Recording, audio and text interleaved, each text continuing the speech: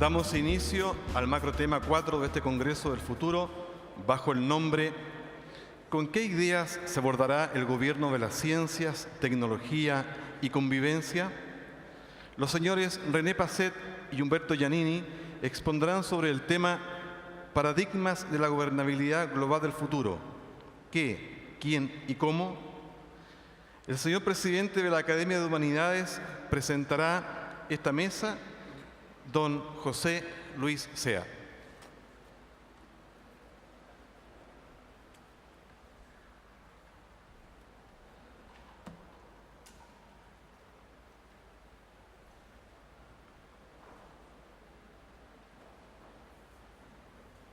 Buenas tardes.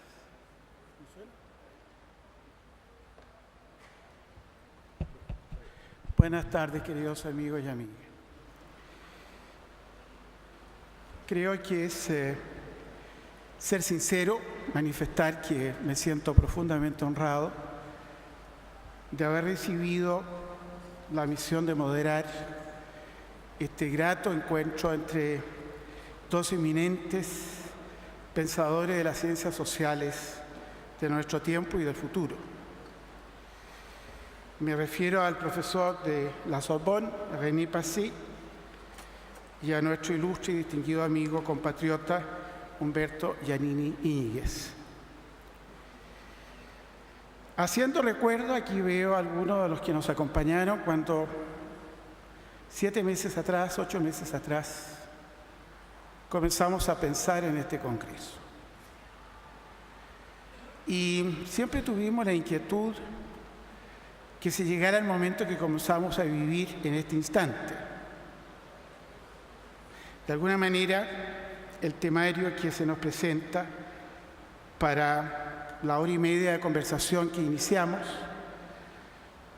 es reflejo de la inquietud que todos sentíamos en los lunes en que nos reuníamos a perfilar lo que es este magnífico encuentro. Paradigmas de la gobernabilidad, que por definición se entiende que debe ser una gobernabilidad del mundo, gobernabilidad global, y que tiene que ser obviamente también, lógicamente, una gobernabilidad del futuro. Sin embargo, se nos acota la preocupación cuando se nos dice quién, qué y cómo va a participar en esa gobernabilidad. Las antiguas preguntas que la ciencia política, por ejemplo, la anglosajona con Robert Dahl, el análisis distributivo ya 50 años atrás dejó formulada y que todavía no puede ser resuelta en términos absolutamente inequívocos. Pero nos preocupa el futuro. Se me ocurre a mí, y esto es una inquietud personal, aquí tengo una eminencia en el desarrollo humano, el profesor Passet, que hay un progreso muy grande de las ciencias exactas y de las ciencias duras, y hay un retraso de las humanidades y de la ciencia del espíritu, como la llamaba Dilthey. Yo creo que eso es algo delicado, muy delicado, y que el ideal sería que lográramos pensar el Congreso del futuro desde la perspectiva de integrar armónicamente las ciencias del espíritu y las humanidades con el desarrollo científico y tecnológico en beneficio de la humanidad. Es un gran desafío, en el sentido que no tenemos paradigmas perfectamente claros, e incluso los que contamos con ellos pueden ser muy cuestionados o debatidos desde un punto de vista de la ética, por ejemplo, o de la eficiencia y eficacia. Me parece que es mejor que escuchemos a estos dos grandes maestros y después lo sigamos en el diálogo que se va a desarrollar entre ellos. Los introduzco a Monsieur Passet. Monsieur Passet es un economista especializado en los temas de desarrollo, pero su especialización lo ha llevado a preocuparse de los temas de la economía y de lo vivo. Me recuerdo aquí de Francisco Varela, a quien se le rindió homenaje. Lo económico en relación con lo vivo, particularmente desde el punto de vista del medio ambiente. Tengo a la vista las numerosas obras que han sido publicadas por grandes editoriales, particularmente francesas, comenzando por un libro de noviembre del año 2011, La ilusión neoliberal. Me encantaría, profesor, oírlo a usted sobre ese punto. La ilusión neoliberal. Pero lo siguen estudios sobre principios de bioeconomía, la doble dimensión energética e informacional del hecho económico, y hay un título sumamente sugerente, recién aparecido, en una revista que él ha fundado, Transversal Science Culture, Portadores de Esperanza. Portadores de Esperanza. Monsieur Passy, entiendo que es un muy amigo de Edgar Morin, y sentimos muchísimo la ausencia de Edgar Morin, pero nos sentimos felices de tener a Monsieur Passy en Chile. Él dice algo que me parece muy importante que ustedes recuerden: no se puede erradicar el terrorismo en cualquiera de sus formas a menos que se erradique antes la miseria y la humillación que son su caldo de cultivo.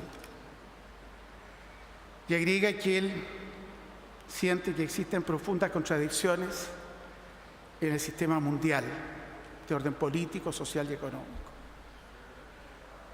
Y termina con una frase que la encuentro muy sugerente: una guerra se gana cuando se logra hacer desaparecer los motivos que la provocaron o que llevaron a su declaración. Y se pregunta, ¿no es cierto?, si acaso hemos iniciado el camino o estamos detenidos frente a este gran desafío que es el desarrollo humano en el siglo XXI. Él dice que nos queda pues esperar que la presión de la realidad terminará por imponer progresivamente las reconversiones que actualmente se rechazan. ¿Qué enorme cambio se requiere? Si no es así, las mismas causas seguirán produciendo los mismos efectos. Y se puede estar seguro, no sabemos cuándo, ni cómo, ni con qué, que se producirán nuevas tragedias. A mi derecha tengo al gran profesor, distinguido amigo, profesor Humberto Giannini Íñiguez. Él es profesor titular de la Facultad de Filosofía y de Humanidades en la Universidad de Chile y doctor honoris causa de la Universidad de París 8. En 1999 recibió el Premio Nacional de Ciencias Sociales y Humanidades. Imparte como titular la Cátedra de Filosofía de la UNESCO en Chile, es miembro de número de la Academia Chilena de la Lengua y es integrante del Comité de Honor del Colegio Internacional de Filosofía con sede en París. Él es profesor de Estado en Filosofía, grado que obtuvo en la Facultad de Filosofía y Educación de la Universidad de Chile. Sin duda alguna es uno de los más efectivos contribuyentes a la filosofía del siglo XX en Chile.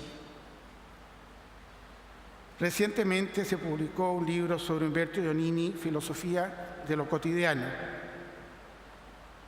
Él es una persona extraordinariamente sencilla, agregaría que modesta. Personalmente tenía la ilusión de poderlo saludar y conocer personalmente, y en estos días que hemos tenido la oportunidad de encontrarnos, diría yo que han sido días para mí de gran felicidad. Compartir, dialogar con una persona tan rica en humanidad y tan sencilla. Tan sencilla. En ese libro, Humberto Giannini, Filósofo de lo cotidiano, que es uno de los pocos libros biográficos en los que se ha hecho un homenaje a un pensador en vida en Chile, se reúnen artículos que revelan diferentes perspectivas de su obra y que conviene contextualizar en este instante. Entre sus publicaciones, por ejemplo, reflexiones acerca de la convivencia humana. Reflexiones acerca de la convivencia humana. Me encantaría oír cuál es su tesis ahí, profesor. El mito de la autenticidad. Desde las palabras, la experiencia moral, la reflexión cotidiana, con un prólogo de ni más ni menos Paul Ricoeur. La experiencia común del bien que se espera y del bien que se debe. Ética de la proximidad. Es autor de una breve historia de la filosofía y de cuestiones diputadas de los pecados de los pensadores Santo Tomás de Aquino. Giannini ha recibido diversos reconocimientos en Chile y el extranjero. Además del que ya mencioné, Premio Nacional de Ciencias de Humanidades y Ciencias Sociales, 12 años atrás, más recientemente fue galardonado por su libro La metafísica eres tú, obra que obtuvo los premios Consejo Nacional del Libro y de la Lectura en 2008 en la categoría de ensayo y el premio Altazor de ensayo en el año 2009. El filósofo que nos acompaña conjuntamente con el connotado epistemólogo francés Edgar Morin y ahora, ¿no es cierto?, con Monsieur Passé, fueron desde el primer momento nombres que nosotros, cuando con la dirección del presidente del Senado, nuestro amigo Guido Girardi, intentábamos estructurar el congreso que hoy día nos reúne. 7 meses, 8 meses atrás más o menos. Y finalmente estamos aquí, presidente, y con tanto éxito. Mire la audiencia. Y él entonces, junto con M. Passy, se referirá a los paradigmas de la gobernabilidad en el futuro. ¿En beneficio de quién o en perjuicio de quién? ¿En qué sentido y cómo lograr lo que a todos nos preocupa? Le daría la palabra en primer lugar a nuestro distinguido visitante, M. Passé, por un término que le pido, profesor, que usted lo tenga como flexible. Alrededor de 30 a 35 minutos. Si requiere más, no se preocupe. Nos interesa oírlo y después debatir con usted. Y lo mismo haremos con el señor Giannini una vez que concluya nuestro invitado francés. Tiene la palabra, profesor Passé.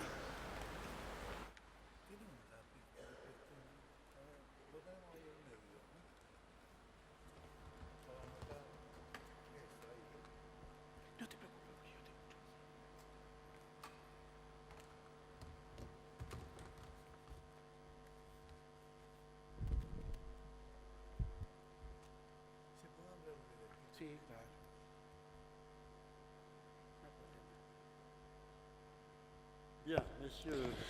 Bien, monsieur. Je tiens, comme tous mes prédécesseurs, Bien. à vous remercier du fond du cœur.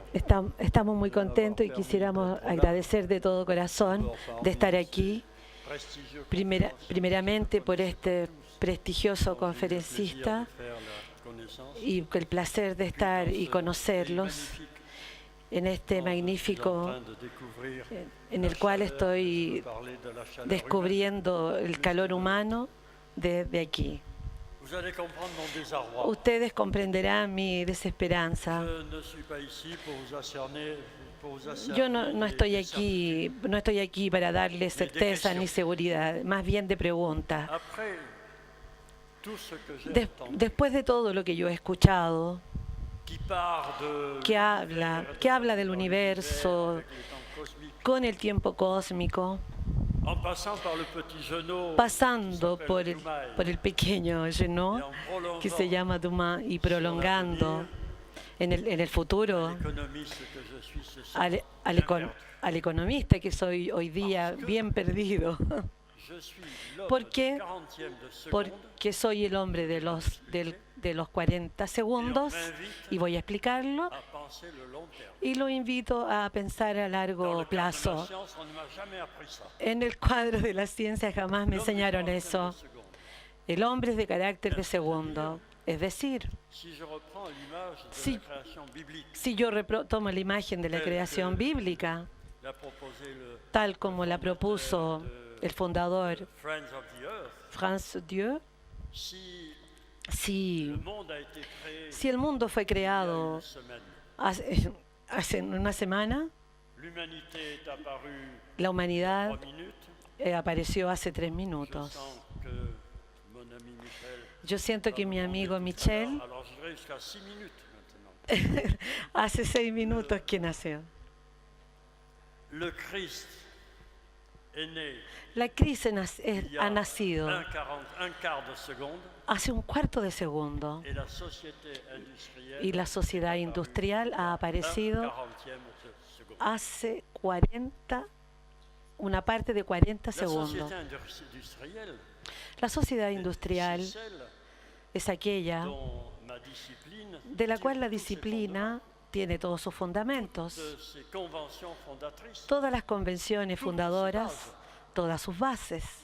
Et je me trouve donc Y yo me encuentro homme entonces du 40e de seconde, c'est-à-dire hombre de 40 segundos. c'est le temps réduit, Los 40 segundos es el tiempo reducido, c'est l'espace es el réduit. espacio reducido. Et ça veut dire Es decir, qu'en tant qu'économiste, que en tanto que je n'ai d'autre economista, référence que moi-même. yo no tengo otras referencias que yo mismo, es decir, mi disciplina. L'économie qui se passe de la 40e La seconde economía que se va en los 40 elle-même, segundos indépendamment son independientes du porteur dont elle est issue. de todo lo que está acá. Son optimisation ne se La réfère qu'à optimización de esta referencia. elle. Par ailleurs, Por otra le parte, 40e de seconde, los 40 c'est le temps de segundos l'immobilité. es el tiempo de la Ce n'est inmovilidad, pas le temps de l'évolution. no es el tiempo de la Ce n'est pas evolución, le temps no es el tiempo del cambio. Donc c'est le temps de l'équilibre. Por lo tanto, es el tiempo del Et equilibrio. vous avez là les Y deux usted tiene grands aquí principes de base Los principios de de base l'économie de la economía traditionnelle, tradicional, nous la connaissons, tal cual la conocemos, optimisation optimización à l'intérieur de al l'économie interior de la economía et en termes d'équilibre. y en términos de Et equilibrio. en même temps, Y al mismo tiempo, mon vieil ami, mi viejo amigo, paléontologue aussi, André el Leroy-Gourand, paleontólogo André Leroy, aimait souvent pour caractériser notre période, le gustaba caracterizar nuestro periodo ses amis, y decir a sus amigos, nous sortons du néolithique, nosotros estamos saliendo del neolítico, parce qu'il nous expliquait très clairement ce qu'il voulait dire. porque lo voy a explicar claramente. El neolítico, Les sociétés humaines en el neolítico la sociedad humana ont pris l'habitude tomaron la d'utiliser costumbre le sol de utilizar el comme suelo convertisseur d'énergie solaire como convertidor de energía pour produire la plante para producir la nourrir planta l'animal. que iban a alimentar al animal. La première fois dans Es, l'histoire por de lo tanto, la l'humanité primera vez en la historia de la que humanidad l'on domestique l'énergie solaire. que se domesticó la energía solar, De l'énergie. de la energía. Et si nous réfléchissons Y si reflexionamos bien, à partir de ce moment, a partir de ese momento, toutes les grandes révolutions todas las économiques grandes de revoluciones l'humanité económicas de la humanidad ont été à base. han sido a base On de peut les energía. prendre une à une. Uno las puede tomar uno por una, Le moulin à vent, el moulin a viento, les énergies naturelles, las energías naturales, las fósiles, jusqu'à aujourd'hui. hasta hoy día. Aujourd'hui, le mouvement, Hoy día el movimiento continúa, les moteurs los de la motores, société la sociedad et les moteurs y los motores de la economía changent de nature, cambian de naturaleza basculent de y dan l'énergie vuelta, dan un vuelco a la energía en el material. désormais Y es de ahora en adelante l'information, la información, formation, la le formación, savoir, el saber, l'organisation, la organización, tous ces facteurs todos estos factores non matériels no qui materiales deviennent les que moteurs de l'humanité. se vuelven el motor de la humanidad. Alors, Monsieur le Président, vous évoquiez un nouveau paradigme. Por ahí es para nombrar un nuevo paradigma. C'est notre problème. Es nuestro asunto. el nuevo paradigma. ¿Por qué? Porque en este momento sí vivimos la muerte, el final de un paradigma, el paradigma neoliberal, que nos lleva a una serie de crisis y que no puede ser más que fatal. Pero como dice Thomas Kuhn, no está no el inventor, el resucitador de la noción del paradigma. Tanto tiempo que el paradigma ha fallado y ha sido reemplazado por otro paradigma, el paradigma que ha muerto está para continuar eso que se ha deshecho. Por lo tanto, continúa a imponerse. Por supuesto, la pregunta es aquella: ¿cuáles son los paradigmas del futuro? Y detrás de esa pregunta se cuelan otras que son una puesta en cuestión total del saber que yo quiero adquirir y de mi existencia económica. Primeramente, una pregunta sobre lo económico que debe ser sobre el nuevo paradigma. ¿Qué es el futuro?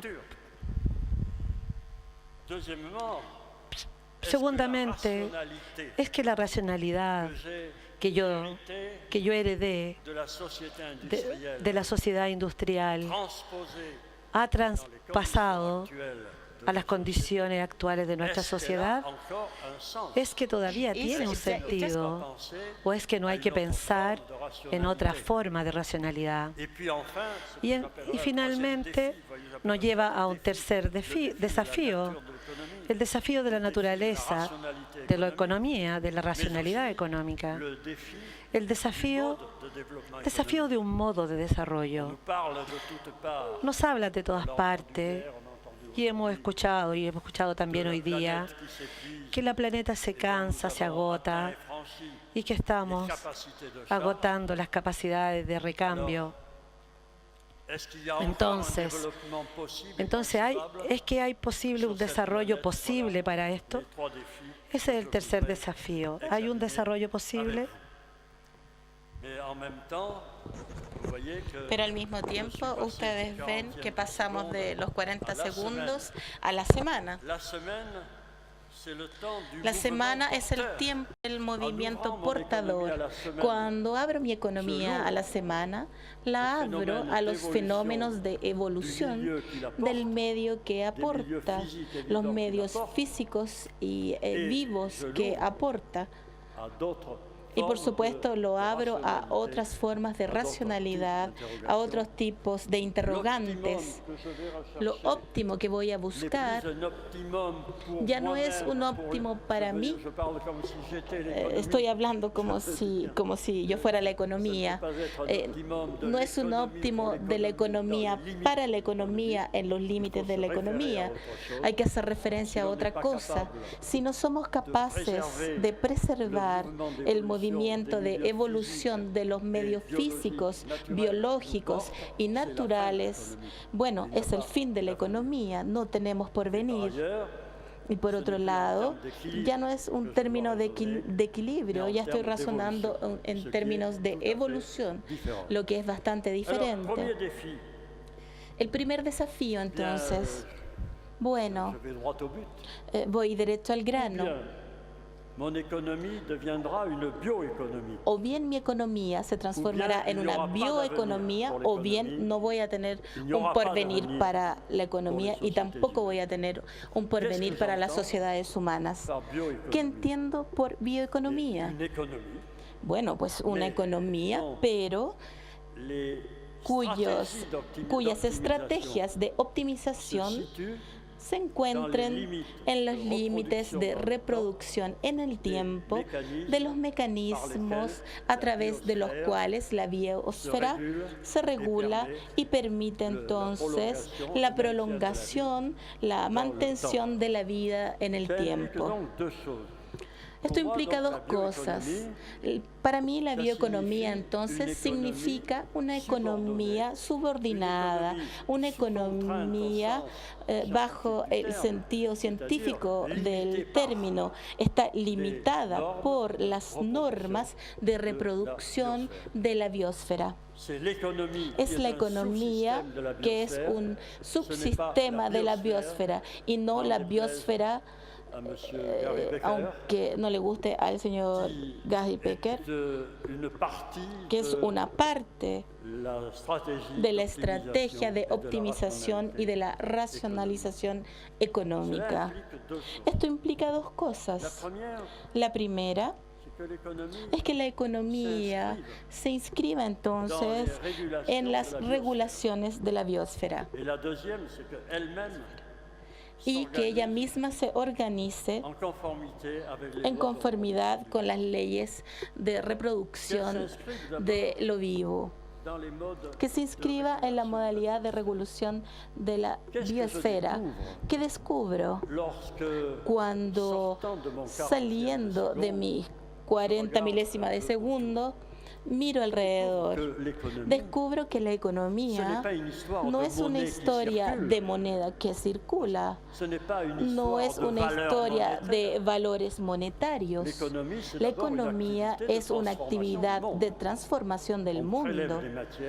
Tomamos materias, las transformamos para satisfacer necesidades humanas.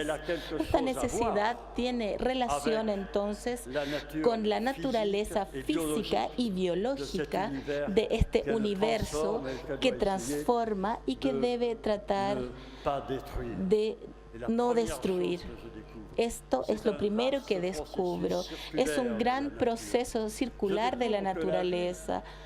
Me doy cuenta que la vida, estas primeras formas de vida, se presentaban bajo la forma de una fermentación. Es un proceso de desarrollo lineal que podría terminar con el desgaste, ¿no es verdad?, de todo el entorno, de las reservas del universo.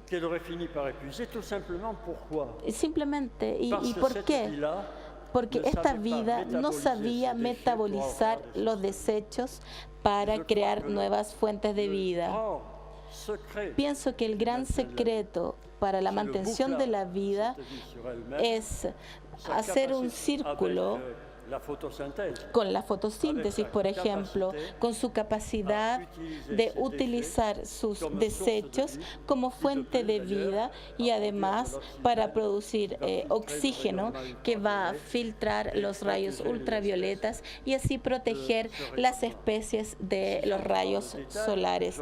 Sin entrar en el detalle, vuelvo a encontrar este fenómeno de círculo. Bueno, ¿qué tenemos en nuestro planeta? Carbono, hidrógeno, oxígeno, fósforo, una gran parte del campo diciendo esto. Pero estos campos, en forma permanente y en forma circular, si tenemos 4 reservorios y están almacenados, es la hidrosfera, la litosfera y la atmósfera y la biomasa. Ahí almacenamos centros de almacenamiento y creamos un centro de regulación entre el almacenamiento y lo que circula bajo un sistema circular. Si la economía quiere perpetuarse en el tiempo, debe respetar esta circularidad. ¿Qué introducimos entonces en este sistema? Bueno, la causalidad lineal y a corto tiempo. Los tiempos de decisión no son los de los ciclos naturales. Pienso en ese banquero, el economista Tobin, un banquero que declaraba con mucho orgullo, que hablaba a largo tiempo y decía: yo, señor, mi mi largo tiempo es los próximos 10 minutos.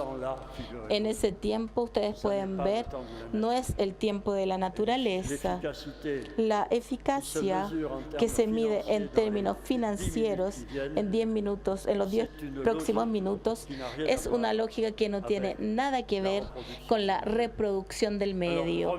Entonces, la primera serie de contradicciones a respetar por mi economía es, primero, respetar los ritmos de reproducción de los recursos naturales que se pueden reproducir. Respetar, en segundo lugar, los ritmos de autolimpieza, por decirlo de algún modo, de la biosfera y el tratamiento de sus propios desechos. Y lo tercero, en lo que se refiere a los recursos que físicamente son renovables, pero a una escala humana y que para nosotros muchas veces no son renovables, deben asegurar entonces el relevo de los recursos que estamos gastando con nuevas reservas y nuevos recursos. Eso también es economía. Recursos que gastamos y nuevos recursos que vienen a hacer el relevo. Estas son las cosas que debemos respetar. Siempre del punto de vista, yo digo, organizarse según el modelo de vivir, de lo vivo, de la naturaleza. ¿Saben ustedes algo de la historia humana? Hay siempre una correspondencia sorprendente entre la mirada que se lleva sobre el mundo, entre la concepción que se tiene del mundo y la organización en la que hacemos el mundo. En la antigüedad, Newton, antes y después de Newton igualmente, siempre se vio el movimiento de la biosfera, el sistema newtoniano de regulación universal. Uno lo tiene siempre como un modelo de la humanidad.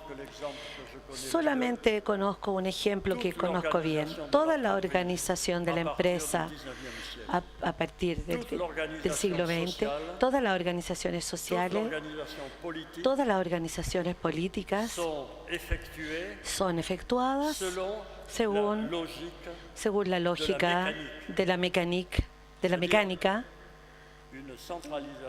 y tiene una centralización.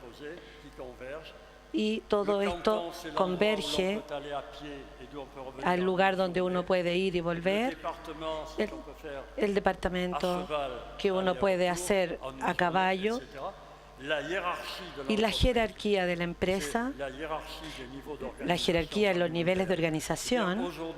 Bien, hoy día, con eso, con la aparición de lo inmaterial, es una nueva forma de imponerse.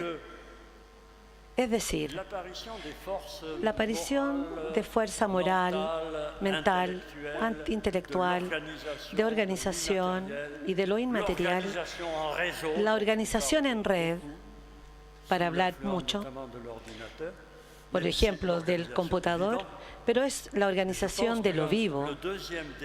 Y el segundo desafío está en esto, del segundo problema. En este desafío hay un segundo, en este segundo desafío hay un segundo problema que debe organizarse según la lógica que conocemos. Y de ahí va a resultar una idea fundamental para gobernar en la sociedad a partir de lo económico. Mi amigo desaparecido, que ya falleció, Laborie, el biólogo, nos decía, un sistema vivo es un sistema, es decir, una red de organización y no una jerarquía donde hay niveles superiores y niveles inferiores, sino que una jerarquía donde hay diferentes niveles y se crea otro tipo de racionalidad. Entre estos diferentes niveles se crea una interdependencia para poder crear el nivel alto, y el nivel alto regula al mismo tiempo el nivel bajo, y es una forma de ir regulándose mutuamente. Sin el jefe de orquesta no hay orquesta. Sin música tampoco habrá jefe de orquesta. Este sistema de interdependencia tiene que tener a diferentes niveles, tiene que tener este carácter fundamental que nos parece en la vida social por el hecho de que este sistema vivo se conduce como si tuviera una finalidad, se reproduce, se estructura en el tiempo, en un medio lo menos complejo y según los principios que debe formarse. Esta especie de regulación de finalidad en el sistema reproductible, que bien los niveles inferiores están subordinados a la actividad y a esta finalidad, según mi punto de vista, en términos económicos y en términos sociales, esto quiere decir que hay una función de interés colectivo, de interés general, que debe imponerse sobre todo, y que los intereses particulares deben deshacerse de esos niveles particulares, porque por el nivel superior. Esta jerarquía que se interpone, en términos claros, quiere decir que en la actualidad, si la sociedad, si la economía quieren crear un subsistema que en general proviene de instrumental, ¿cuál es el subsistema dominante en el mundo hoy día? Es el sistema financiero, el subsistema financiero. Y cuando la economía está regulada, no por esta finalidad, no por este sistema de valores, pero por los intereses de los subsistemas, se condena a desaparecer. Este es el primer desafío. Bueno, una conclusión de gobernabilidad. El segundo desafío es la racionalidad. Ayer me dio mucho gusto ver que los oradores que venían de horizontes científicos totalmente distintos a los míos llegaban a conclusiones bastante parecidas a las mías.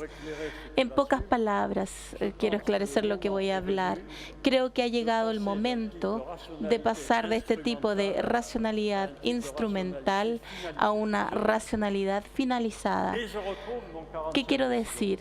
Y vuelvo a encontrar mi 40 milésima de segundo. La economía científica. Pensar. ¿Cuál era la situación en la época? El nivel de vida de los individuos era el mínimo. La naturaleza no estaba amenazada. Todos los grandes autores de la época hablan y dicen: la naturaleza es un bien libre, un bien que está fuera del mercado. No tenemos que producirlo, es gratuito y es inagotable. Es inagotable, indestructible, etc. La naturaleza, por ende, no es un límite.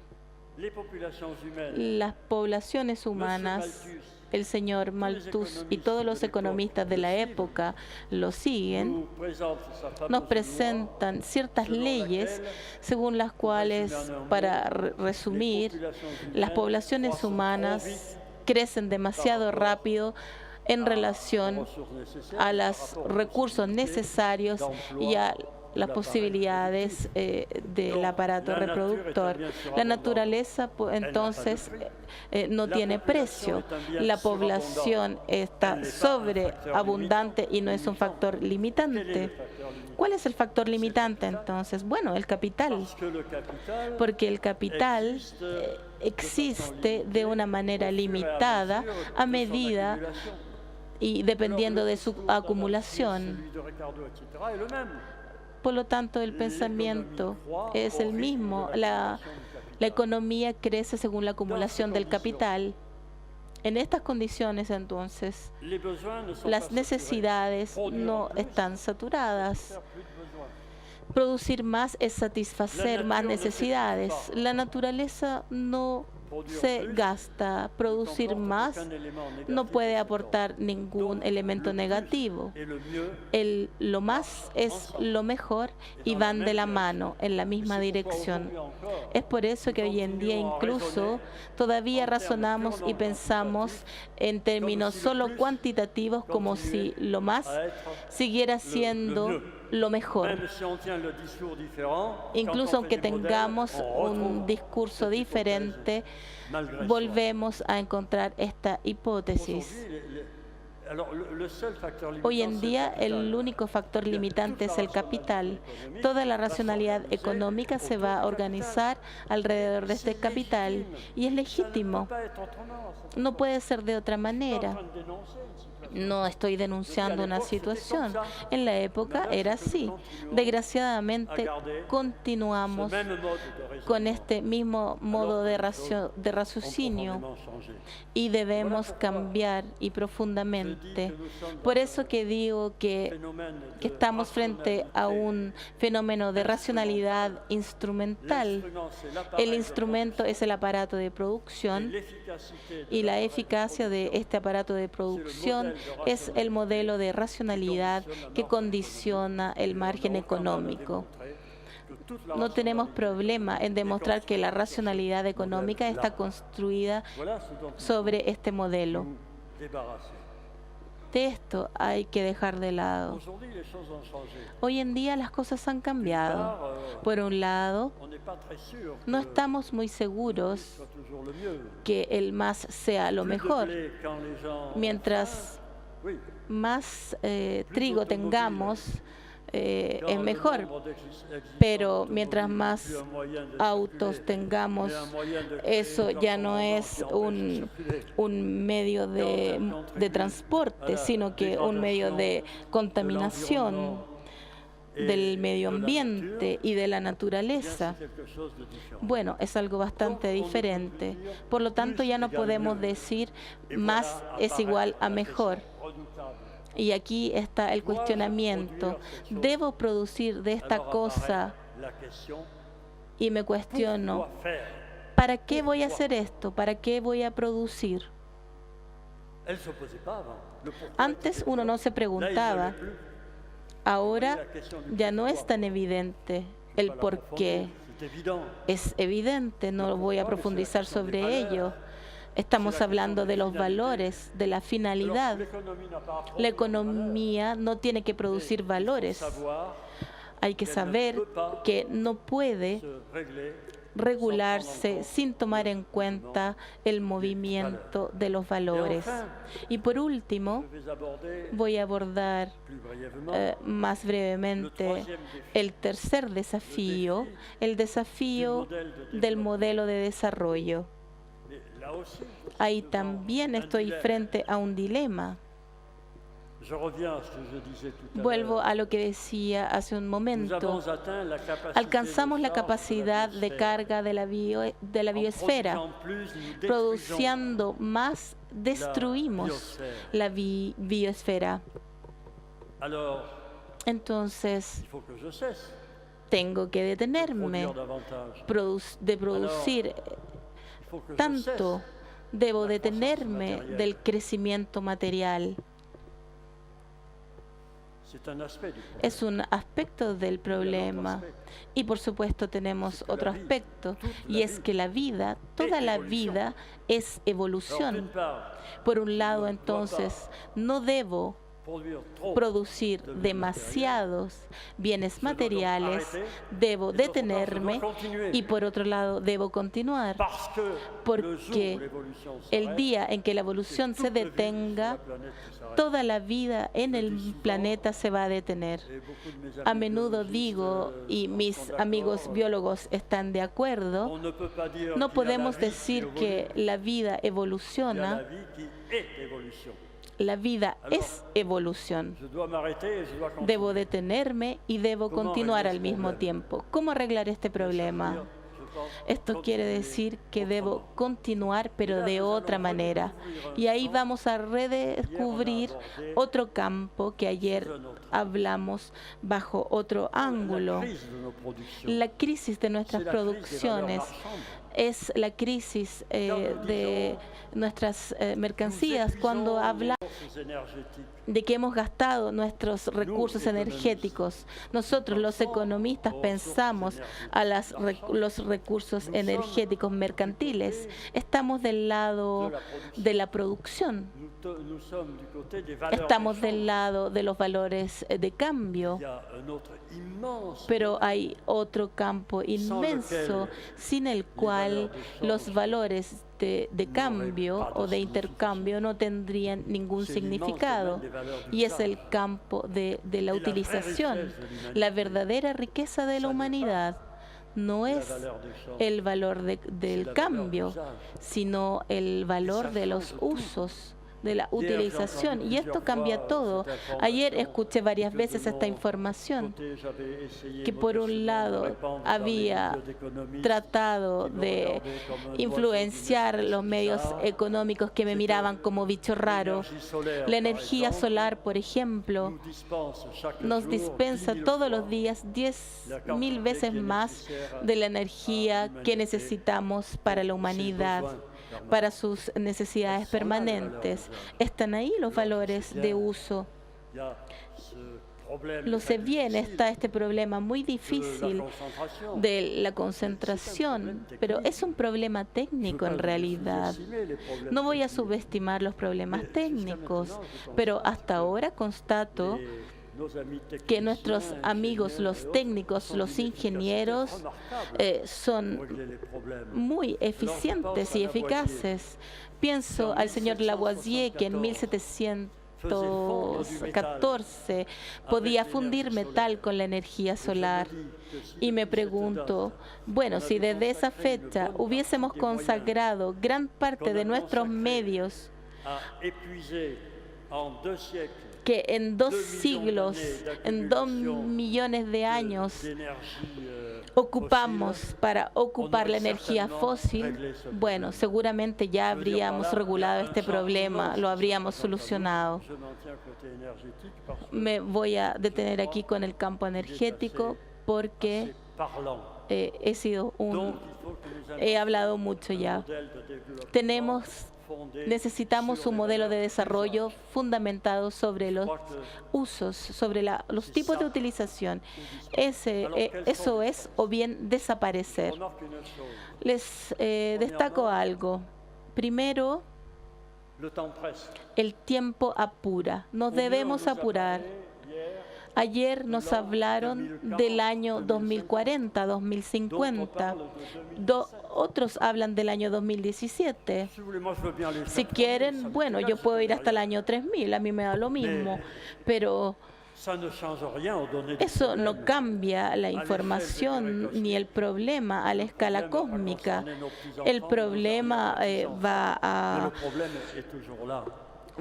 a molestar a nuestros nietos y bisnietos. No debemos perder tiempo.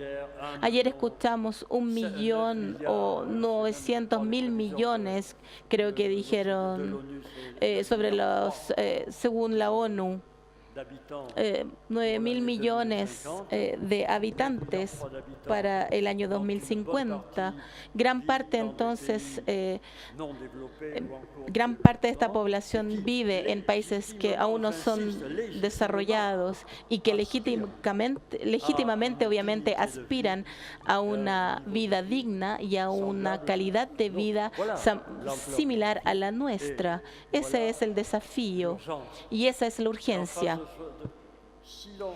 Y frente a esto, si la mirada de los técnicos y de un lado técnico, ayer escuché muchas cosas que no daban esperanza. Hay dos cosas que me inquietan mucho. La primera es, ¿qué es lo que acabo de mencionar?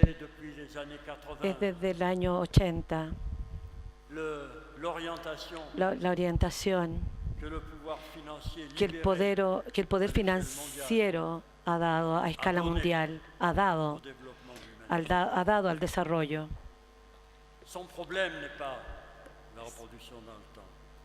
Este problema no está en el tiempo. El problema es la fructificación rápida del sistema financiero. Y estas cosas estratégicas no tienen nada que ver con lo que acabamos de mencionar, de analizar. Tengo otra inquietud, otra preocupación. Esta es más bien de orden político. Es la dictadura del corto plazo. Yo pienso que el gran desafío de nuestra generación no es la crisis, es la mutación. Hay que lograr la mutación, porque la crisis está invadiendo todo. Si yo tuviera el tiempo, señor presidente, podría mencionarlo. Si tuviera el tiempo. Voy a tratar de demostrarlo. ¿Por qué? Porque hay que razonar al nivel de la crisis, es importante. ¿Por qué es importante? Porque a corto plazo, si uno vuelve a relanzar el tema, claro, no se puede avanzar. Pero si uno pone el problema de la mutación es que es una estructura que están en regresión, son estructuras de futuro que están naciendo en la vía económica y en la vía del relanzamiento. Y en la escala del tiempo se cambian la información del problema. Lamentablemente el tiempo no me permite manifestar mi acto de fe, pero lo voy a terminar como lo hice antes, cuando un auditor me decía, usted es muy pesimista. Y yo le digo, sí, soy muy pesimista, pero me dice, ¿por qué? Y yo le digo, escuche, porque racionalmente todo está perdido, pero como la historia no sucede jamás como debiera ser, hay la crítica también que la hace volcar. Todas las esperanzas son permitidas. Así que en este último aspecto y en esta fórmula les diré que la esperanza está permitida.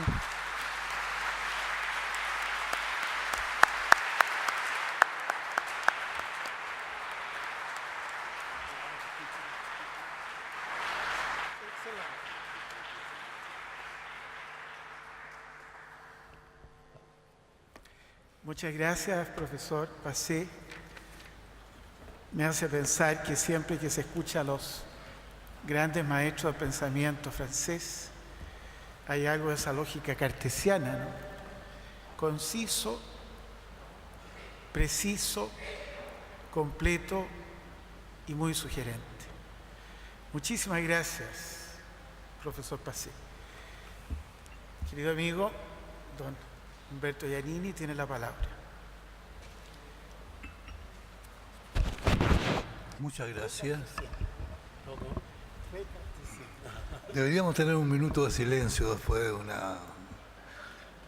una presentación tan completa, tan profunda. Inmediatamente iniciar es difícil, sobre todo porque no soy del oficio. Vengo de algo que difícilmente podría estar, pero a veces no lo está. Y en este siglo, y en el siglo pasado sobre todo, no lo estuvo del todo, la filosofía ligada a la ciencia, como pensando lo mismo con métodos distintos, con actitudes y tiempo distintos. Eso es posible, pero no se ha dado. En general la filosofía ha sido un poco desprestigiada por los mismos filósofos, que la han renegado como Pedro, no sé si de ella, y sin embargo han filosofado, no sé si lo trágico de la filosofía es lo que decía Aristóteles, lo decía muy bien, digamos, decía, tengo muchos enemigos contra lo que yo hago, contra la filosofía, y argumentan con espléndidos argumentos, filosofan. Entonces no pueden relegar de la filosofía si están filosofando. Bueno, pero quiero decir antes algo más íntimo y más afectuoso.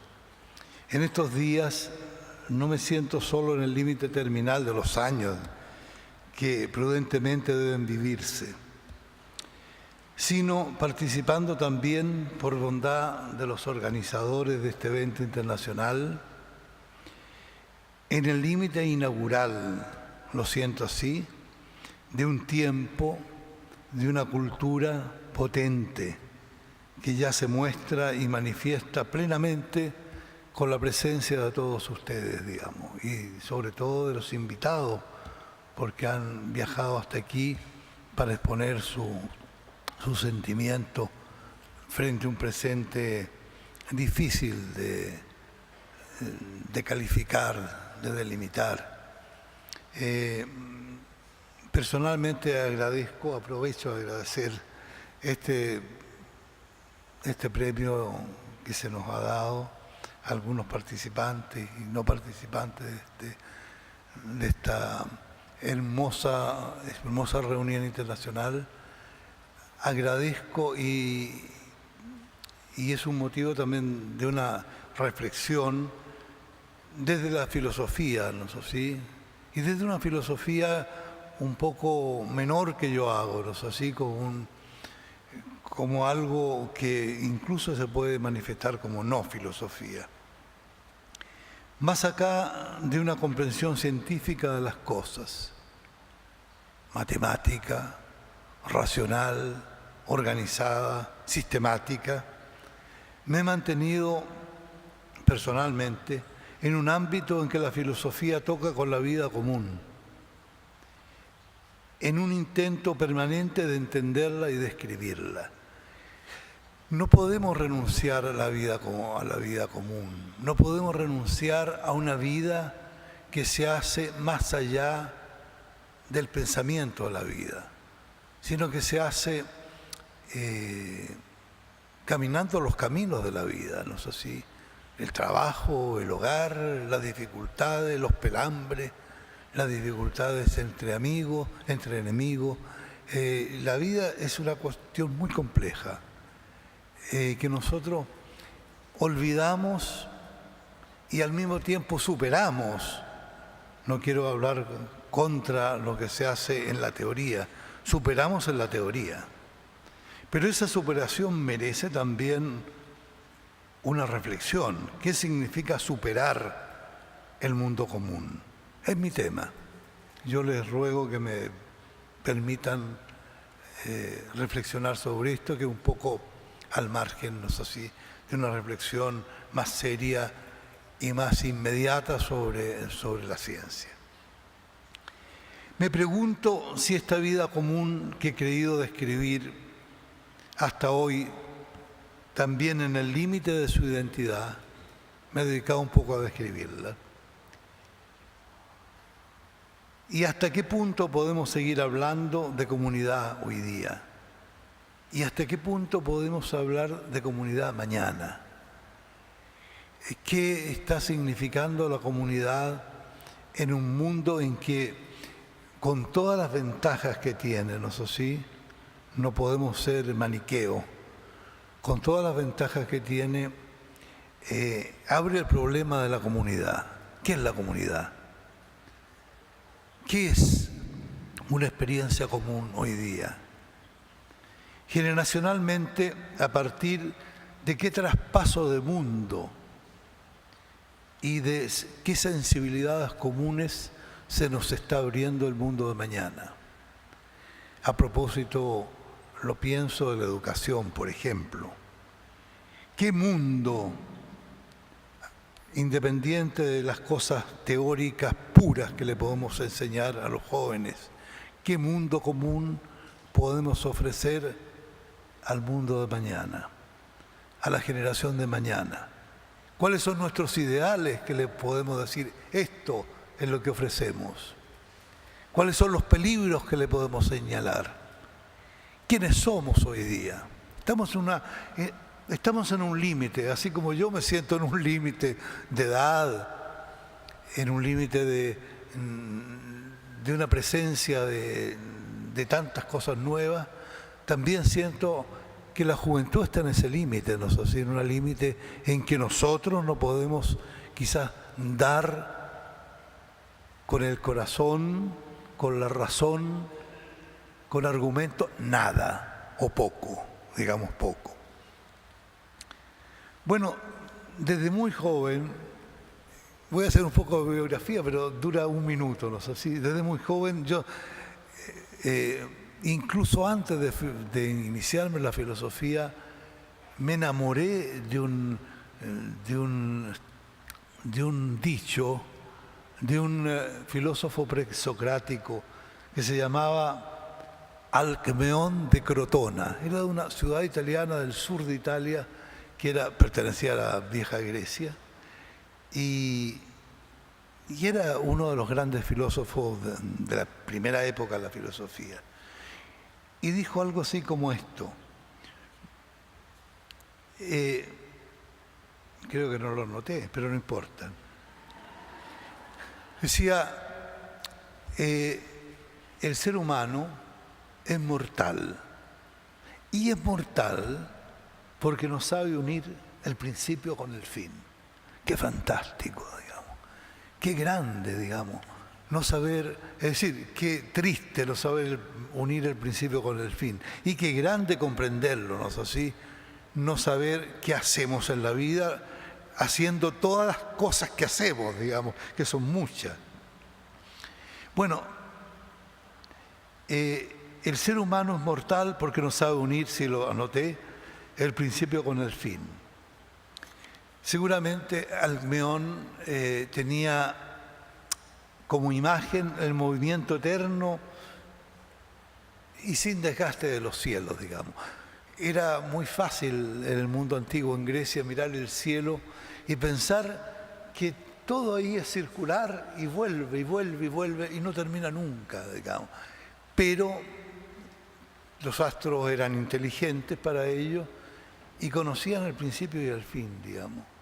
Y el saber esta relación entre el principio y el fin era como la sabiduría de ese mundo griego, no sé si antiguo, anterior a Sócrates, anterior a Platón, Aristóteles. Bueno, nunca conocí algo más de Alcmeón, no leí nada de él, digamos, seguramente porque no lo hubo, no se perdió lo que escribió en verso, todo se escribió en verso. Pero la vida que llamamos común, de ahí me resultó que la vida que llamamos en común es siempre necesariamente una narración. Yo creo que ahí está el problema con la ciencia, ¿no es así? Que la ciencia es descripción y la vida es narración. No se condice, no me llega al alma la ciencia porque mi vida y la vida de todos ustedes es narración, es accidentalidad, cosas que nos pasan. Cuando pasa algo, nos pasa a nosotros y no otras cosas. Y es narración y no descripción. Quizás Dios pueda hacer la descripción de lo que pasa, pero nosotros hacemos una narración y en esa narración nos va, digamos, todo el sentido de la vida. Bueno, la vida que llamamos común es siempre narración, se cuenta, pero no como los matemáticos que cuentan 1, 2, 3, sino que se cuenta, en una época me pasó esto, después esto, otro. Es la contabilidad de la vida común. La narración perfecta, el héroe se vuelve en punto de partida. Por ejemplo, Odiseo. La vida de Odiseo es una narración entre un punto de partida y un punto de llegada. Piensen eso, digamos, como una vida que se completa en el punto de llegada. Dante, que era un emperador tremendo, ¿no? Dice que nunca llegó a Ítaca, sino que o llegó y volvió a partir, digamos, porque le gustaba partir continuamente. Era un aventurero y el medioevo lo condenó por eso, digamos. Lo condenó por no llegar nunca, digamos, al punto de llegada, no volver al punto de llegada. Y el otro ejemplo que se me ocurrió, el de Edipo, tremendo ejemplo, no sé si un contraejemplo. El tipo quiso llegar al punto de llegada, volver donde su padre, donde su madre, y se equivocó de camino. Y fue a ese punto para matarlos, o al menos para matar a su padre. Bueno, una historia perfecta es una historia como la quiere Alcmeón. Es una historia con principio y fin. Y nosotros no tenemos principio ni fin, ese es el problema. Leía en esa época, cuando conocí a Alcmeón, leía ávidamente Aristóteles. Un libro maravilloso, poco conocido, que se llama La vida de los animales. El capítulo, modo en que los animales recorren su mundo. Cosa curiosa, digamos. Los pájaros cómo recorren su mundo, las aves en general, no sé, los peces cómo recorren su mundo, los animales de la selva cómo recorren su mundo, el ser humano cómo recorre su mundo. Y lo plantea Aristóteles muy de paso, digamos, pero esa fue como la vocación para la filosofía en mi caso, digamos. ¿Cómo recorre la animalidad su curso, su vida, circularmente como los astros, pero con detención, digamos, van y vuelven. ¿Dónde vuelven? Al punto de partida. Lo que quería Alcmeón, no sé si, volver al punto de partida, para volver a partir. Porque la identidad del domicilio es una mala identidad, si es definitiva, digamos. Es una identidad de paso. Se vuelve a partir, porque la identidad del domicilio es un pobre cuando uno se queda ahí y no sale de allí. Hay que salir a buscar la presa, a buscar el goce, en saltar en los montes, en los valles, no sé si. Hay que salir a buscar a la compañera, hay que salir a buscar al compañero, hay que salir a buscar lo otro. El ser humano es tremendamente difícil, pero también los animales no se quedan en ese sitio que se llama cueva, domicilio, sino salen a buscar su enriquecimiento, su aventura, su más, no sé si una mayoría de ser. Entonces la vida animal era muy interesante por esto, ¿no es así? Porque somos reflexivos no porque pensemos mucho, somos reflexivos porque arriesgamos nuestra vida asfixiante, ¿no es así? Que puede ser las 4 paredes de un domicilio, las 3 paredes de una cueva o lo interno de una cueva, para salir a buscar lo otro. lo fantástico que es el mundo, ¿no es así?, para cada animal. Entonces la existencia es como circularidad que vuelve a lo mismo enriquecida o a veces empobrecida por el medio. Por el medio. El regreso al punto de partida para volver a partir y encontrar algo diverso y enriquecerse en eso diverso. Muy reflexivo en todos los animales porque se trata de identidad y alteración. La identidad domiciliaria, la alteración para nosotros los seres humanos de este siglo, la alteridad en la calle, ¿no es así?, donde se encuentra con el ciudadano, con el otro, con la otra, y donde yo no soy el patrón como en mi domicilio, no sé si en mi domicilio domino el ambiente, domino mi horizonte, domino mi orientación, desde ahí parto y para allá vuelvo, o sea, toda mi orientación está dada por el domicilio. En la calle me pierdo. La calle me invita a ir a muchas partes, ¿no? Así es la tentación de la absoluta alteridad. Piensen de nuevo en Odiseo. Por lo tanto, digamos, este doble juego de la reflexión es importante para pensar la vida como reflexión psíquica. Voy a terminar, no sé si pronto.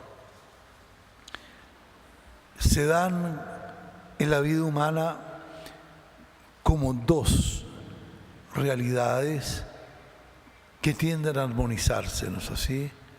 La vida de la individualidad, la vida de la identidad y la vida de la alteridad. Jugando honradamente este juego, en nuestro mundo humano somos ciudadanos. La ciudadanía consiste en salir, volver y volver a salir, digamos, para participar del mundo. La mundanidad del ser humano es su mayor virtud, digamos, porque en esa se juega y se juega junto a los otros. En el domicilio se da la posesión, se da el dominio, domicilio, dominio, dominus, la identidad, la seguridad, el ser dueño de las cosas, comprar y guardar, digamos, la intimidad. En cambio, fuera del domicilio, ¿quién soy? Digamos? Soy igual a todos, no soy mejor ni peor que todos. Se da lo otro, digamos. Y yo creo que la conservación, voy llegando al término, ¿no es así? La conservación de esta relación entre espacio cerrado y espacio abierto, la búsqueda de lo otro, la ciudadanía, es lo permanente de la vida humana. Si nosotros no buscamos esta ecuación, ¿no es así?, entre el derecho a la intimidad y el derecho también a salir fuera de la intimidad y hacernos como los otros, si no conservamos eso, vamos a ser ahogados por una técnica del televisor, del teléfono celular, de la relación a distancia, de la relación no comprometida, donde no somos testimonios de nada, y el testimonio de todo es la noticia que se nos da por la pantalla, ¿no es así? Y nosotros perdemos la posibilidad de ser realmente testimonios a cada momento de nuestra vida.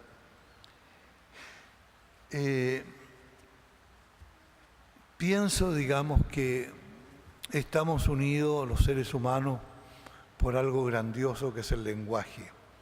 A través del lenguaje nos comunicamos y al comunicarnos no nos comunicamos cosas que hay que comprar, cosas que hay que vender, por qué no hay que votar, por qué no hay que votar. Nos comunicamos formas de vinculación al otro. Piensen ustedes que toda comunicación, en el fondo es su sentido absoluto en la comunicación al otro. Y el mundo aparece como, qué curioso, ¿no es así? El mundo aparece como el lugar en que nos comunicamos con el otro. Y si ustedes piensan, ¿no es así?, que el mundo no es algo en sí, no es algo definitivo, no es algo que hay que cuidar porque es valioso, sino que hay que cuidar por la vinculación que mantenemos con el otro. Entonces yo pienso modestamente que estamos encontrando un camino para la ciudadanía real, para la democracia real, para la comunidad real entre los seres humanos. Gracias, eso es todo.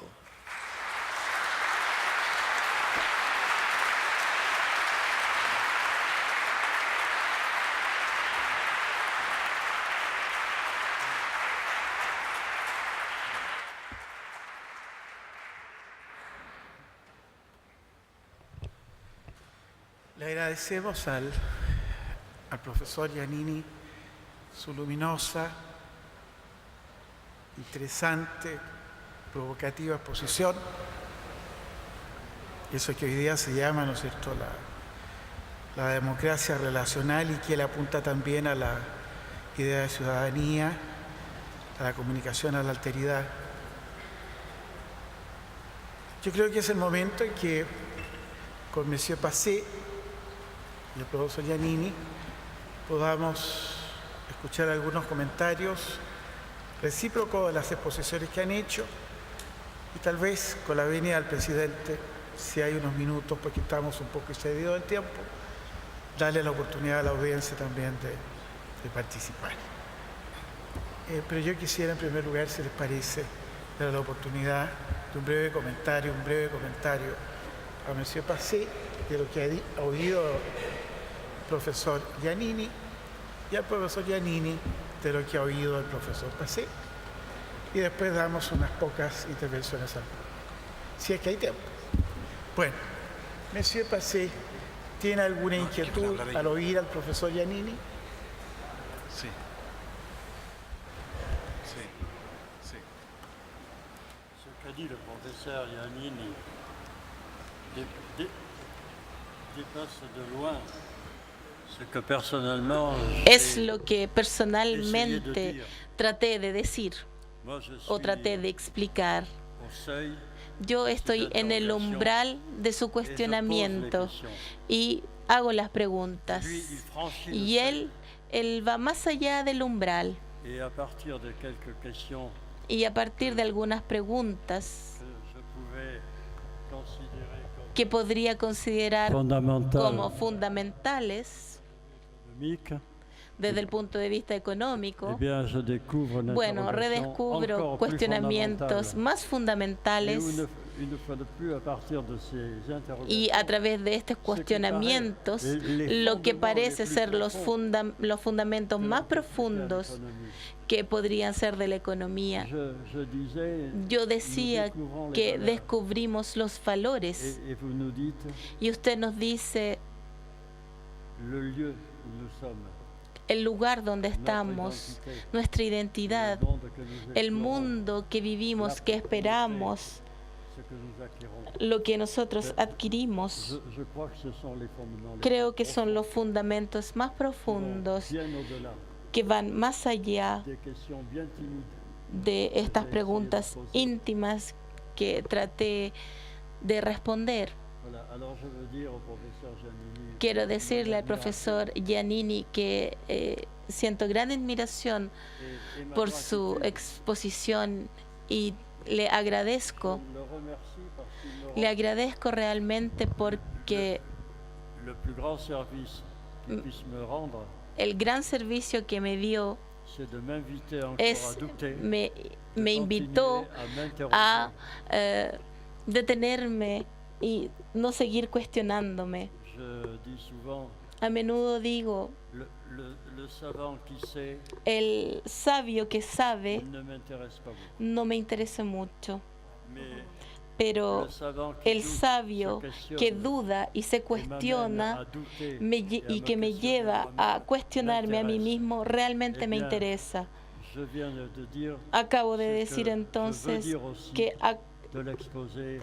acabo de decir lo que pienso de la exposición del señor Giannini. Profesor Giannini tiene...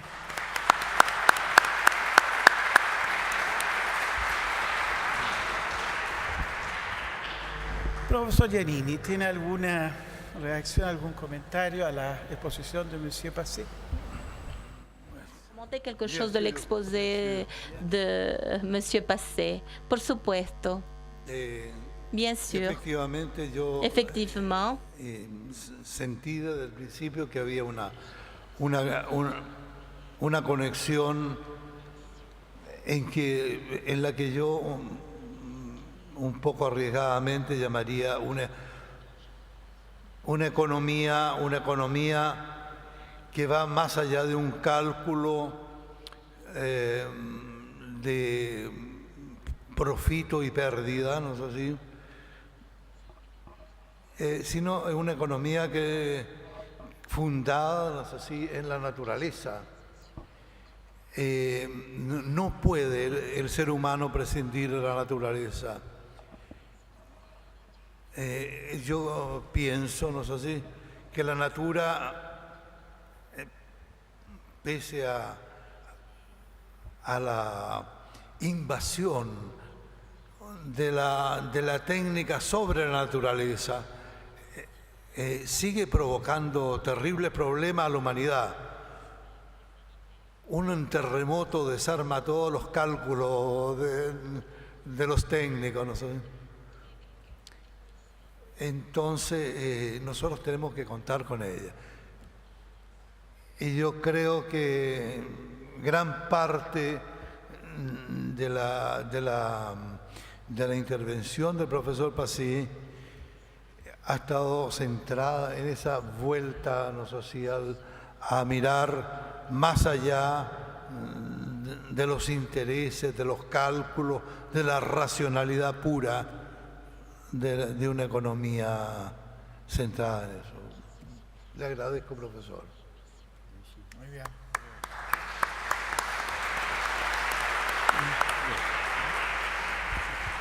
Bien, no estaban presupuestadas las preguntas. Vamos a hacer una excepción, dado que el señor presidente, don José Luis, ha dado la palabra. 3 preguntas nada más y les pido, por favor, brevedad.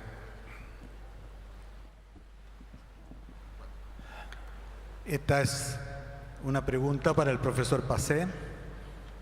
Mi nombre es Gerardo González, soy un ciudadano común. La cuestión es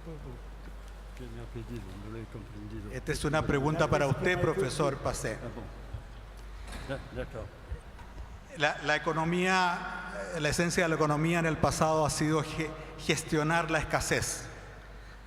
Y tanto los sistemas comunistas como capitalistas, desde distintas perspectivas, han buscado responder a ese problema.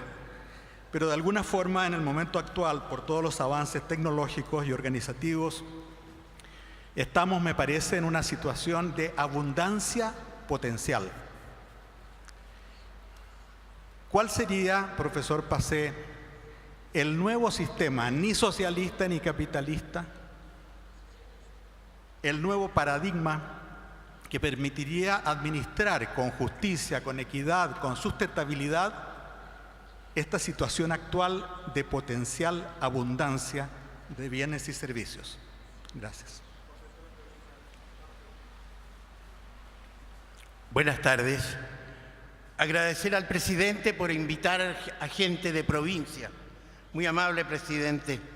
Yo soy de San Antonio, me llamo Sergio Velasco y sobre todo quisiera felicitar también a los organizadores y a los expositores.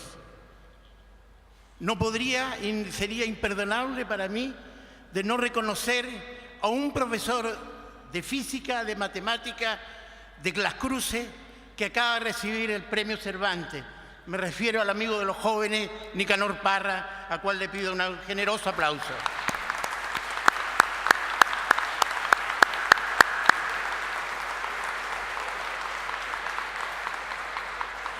Y quizás ahora me meta las patas a los caballos en este tema tan interesante que plantearon el profesor Giannini, el profesor francés.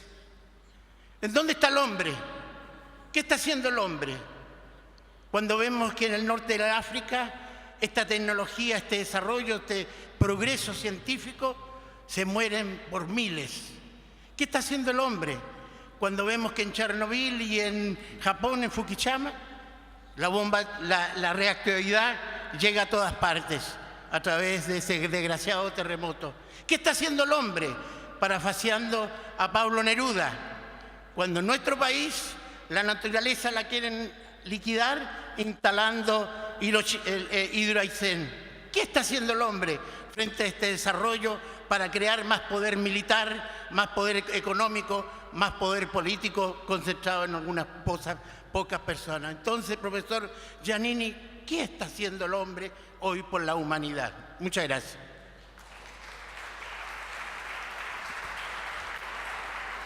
Monsieur Passet, mi pregunta es muy breve.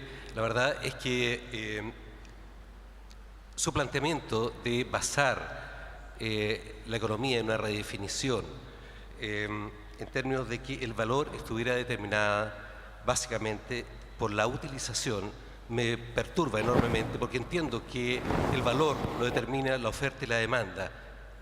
Quisiera entender de qué forma se determinarían los precios de acuerdo con el modelo que usted plantea. Bueno, mi nombre es Benjamín Pizarro, puede ser muy conciso. Para el profesor Giannini y para el profesor René. ¿Es posible la coexistencia entre el modelo neoliberal actual y el desarrollo sustentable del medio ambiente? Y la segunda parte de la pregunta. Según la situación internacional, ¿es posible pensar en el fin del neoliberalismo? De ser así, ¿cuál será el nuevo modelo económico que lo suplantaría? ¿Será una mutación del capital tal como sucedió hace casi 100 años y intentó preconizar Marx? ¿O el paso a un cambio del paradigma económico? Primero, Monsieur Passet, tiene la palabra, lo más conciso que sea posible. S'il vous plaît.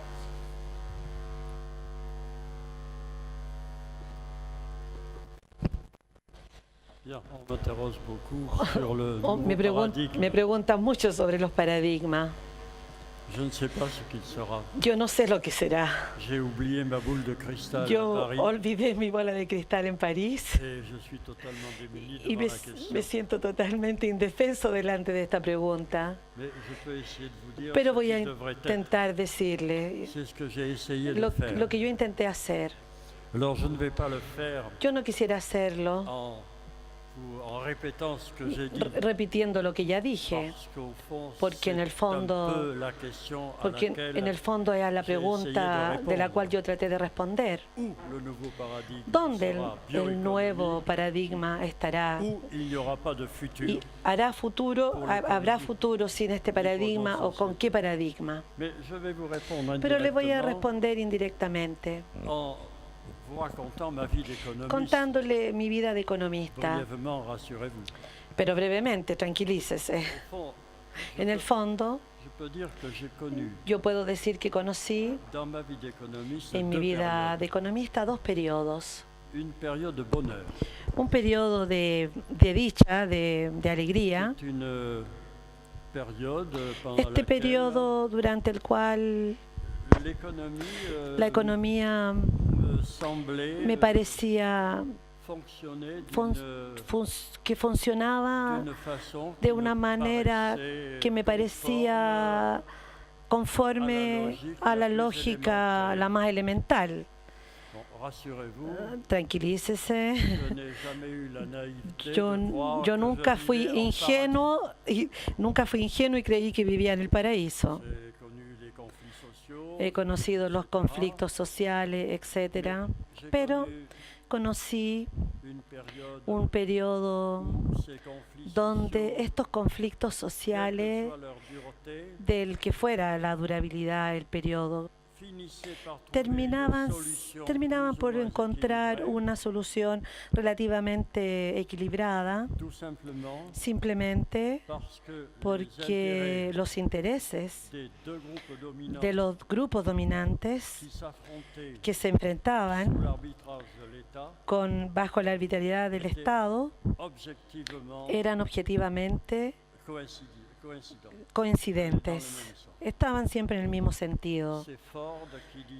Esta forma de adquirir, a los empresarios le decían: si usted no paga el sueldo, usted no hará ganancia.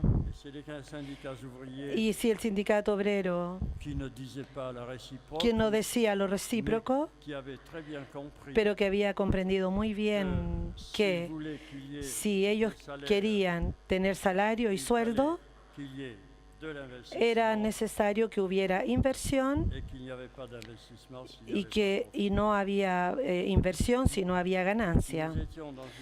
Por lo tanto, estábamos en una situación donde había una suerte de virtud económica.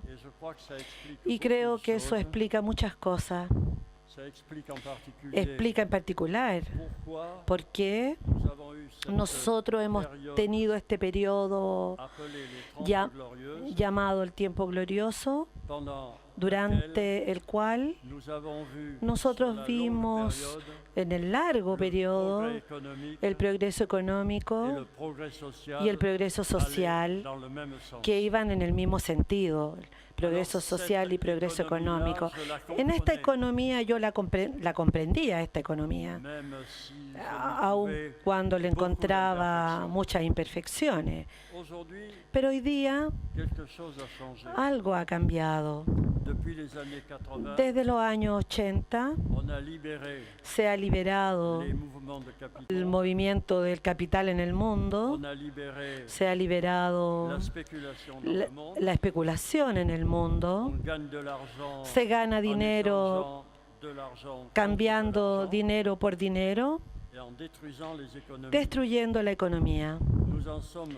Estamos hoy día en un momento en donde el sistema financiero y bancario que fue salvado después de la crisis por la ayuda de los estados y los estados que permitieron ayudar, utiliza esta liquidez para devolverse contra el Estado y intentar de especular y por una mínima desaparición. Esta economía yo no la comprendo. Lo que yo veo efectivamente es que ustedes antes tenían recursos solidarios, un recurso del patrimonio financiero que se nutría no de la aumentación de los recursos, sino de la pensión. Entonces, este discurso ha cambiado. Me explican que hay cesantía y que es necesario para que funcione bien el aparato. Ahí tiene que haber destrucción humana para que la economía funcione bien. Entonces, yo no me siento en esta economía. No es la economía que yo veo. No me siento cómodo en este tipo de economía. Entonces pienso que si esta economía ha profundamente cambiado, yo no quiero ir más allá en los detalles, pero porque tendría mucho que decir sobre los eventos que han ocurrido en este último tiempo. Pero la economía que me parecía equilibrada es la que responde a la pregunta concerniente al nuevo paradigma. Lo que le voy a decir, no lo tome al pie de la letra, ni como una invitación a volver al pasado, pero como una invitación a reflexionar en la lógica del sistema. Yo he conocido en mi vida un sistema que me parecía racional, y si hoy día lo tuviéramos ese sistema, sería un gran progreso. Es lo que llamamos después de la guerra la planificación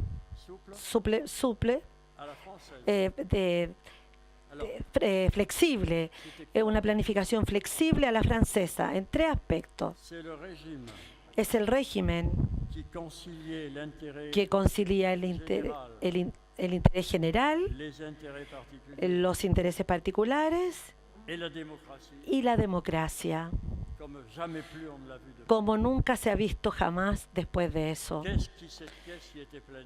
¿Qué es lo que era planificado? 5 aspectos mayores: la cirugía, el transporte, la energía. ¿Cómo resta esto planificado?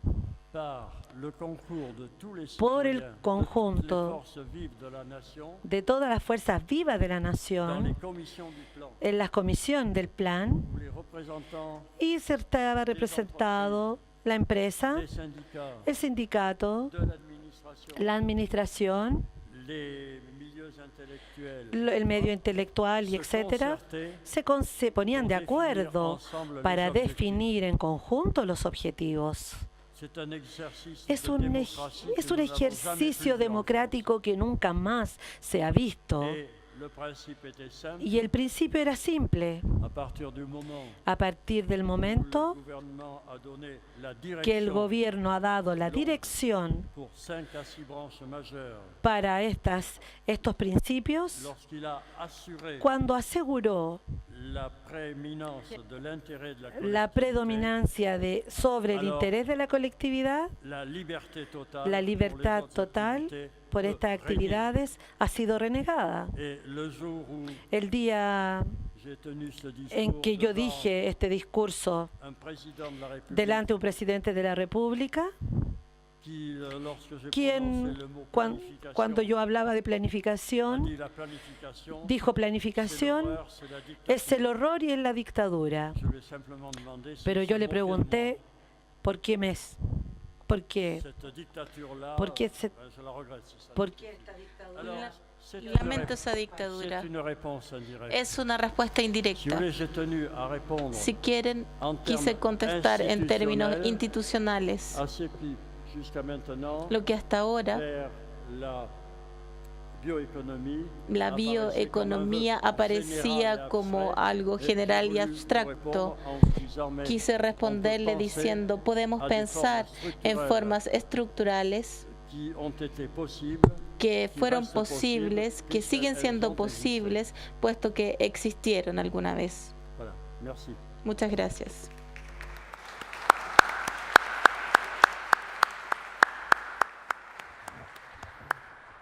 Profesor Giannini.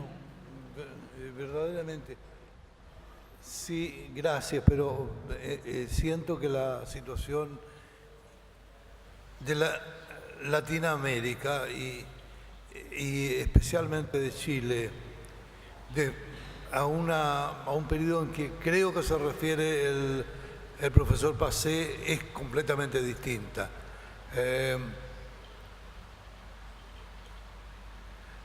América Latina sufrió en ese periodo el pleno dominio del imperialismo norteamericano, y no se podría ver esa libertad de juego entre los términos. Así que, perdónenme, tendría que mirar más a fondo el problema. Muy bien, hemos terminado, creo yo, para agradecerles a todos ustedes la atención, y especialmente al profesor Passé y al profesor Giannini sus espléndidas exposiciones. Muchas gracias.